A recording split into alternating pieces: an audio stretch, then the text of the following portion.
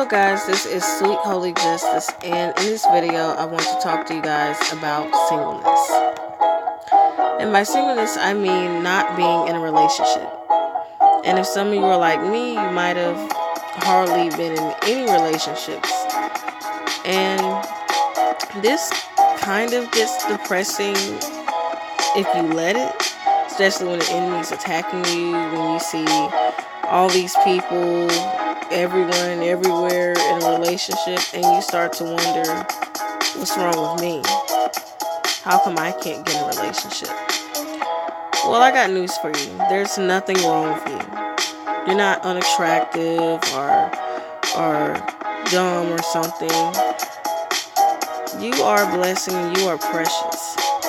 Know this, that God is protecting us from the wrong one and keeping us in this temporary growing time of singleness. There are 4 things that I want to make, 4 points that I want to make in this video.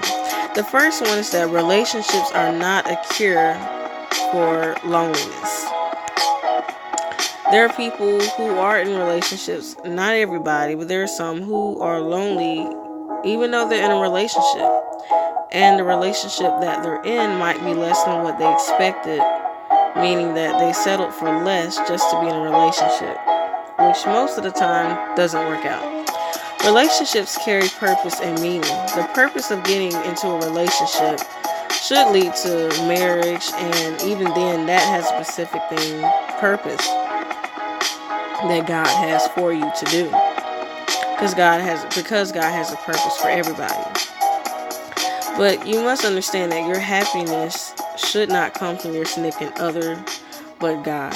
And yeah, you should be happy in a relationship, but you still have to remember that joy comes from the Lord. My second point is that relationships are not the answer to your problems. A lot of us feel like, oh, if we just had someone, all of our problems would go away. But this is not true. A lot of us tend to idolize relationships and making them more than what they are instead of turning to God with our problems, our loneliness, depression, or whatever it may be. And this might be the reason that God has gifted us with this temporary time of singleness to grow accustomed to turning to Him first and letting Him be our source. My third point is to not settle for less just to be in a relationship. You can't just give your heart to anyone. God said, don't give your pearls to swine because they will trample over it. And this was in Matthew chapter 7, verse 6. In other words, don't give anything precious or valuable to bad people because they will destroy it or ruin it. And we have to remember that we are precious and that we are valuable. So we can't just give ourselves to anyone. God has given us a set of standards, and those standards, we cannot abandon them. I know sometimes we might get desperate after being single for so long that we just lose hope and just get with anyone that will look at us. But then we have to realize that we'll end up complaining and being sad because that person treats us bad.